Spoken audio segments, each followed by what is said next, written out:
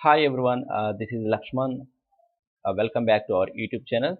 In this video, I'm going to talk about the internal details of Java program or the internal working of any Java program. That means what happens at compile time and what happens at runtime. Okay, so let us see the diagram. So the first one is program.java. That means you need to write any Java program by using text editor or notepad. After writing a Java program, you need to save that program by using .java. The extension is .java. Okay, this is the class name .java. After completion of your program, you need to compile that program.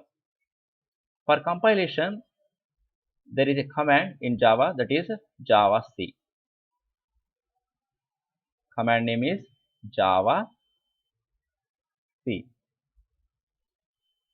By using this command, we can compile a Java program. After compilation, it will generate the one .class file. This .class file is nothing but bytecode. Okay, that is the reason that bytecode will run on any mission. That means that bytecode will run on Windows, Unix, Mac without changing a single statement. Okay, that's why we are calling Java is a platform independent. Okay, but JVM is dependent to particular mission. Okay, JVM is dependent to particular mission, but Java is a platform independent. Okay, so after compilation, it will generate the one bytecode. That bytecode will run on different machines. Okay, now we'll see the Java program execution. There are five major steps. The first one is editor. You must need any editor to write any Java program. So Java programmer uses a simple editor or notepad to write the Java program.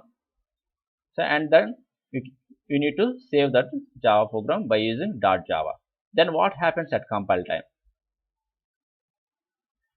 Compile time, by using javac command, we are compiling the Java program. Then it will generate the .class file. Okay. If any compile time errors are raised, uh, those compile times errors are raised here only, here itself. Okay. Then what happened? Then it loads the bytecode file into memory. The program is then loaded into the memory. This is done by the class loader. Okay, which takes the .class file containing the bytecode and stores it in the memory. The .class file can be loaded from your hard disk. The next one is verify. It verifies the bytecode if the bytecode is loaded or valid or not. The finally execute. The JVM interprets the program one bytecode at a time and runs the program. So this is all about how the Java program internal architecture, the internal details, what happens at compile time and what happens at runtime. So in simple words, at compile time, it will generate the .class file. That .class file is nothing but bytecode. Okay. At runtime, it loads the application and verifies the bytecode and execute the bytecode. Okay, this is all about the internal details of any Java program. Okay, I hope you got it.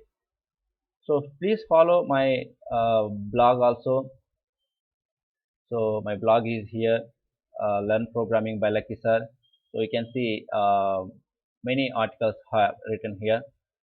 Okay, so thank you for watching. Bye bye.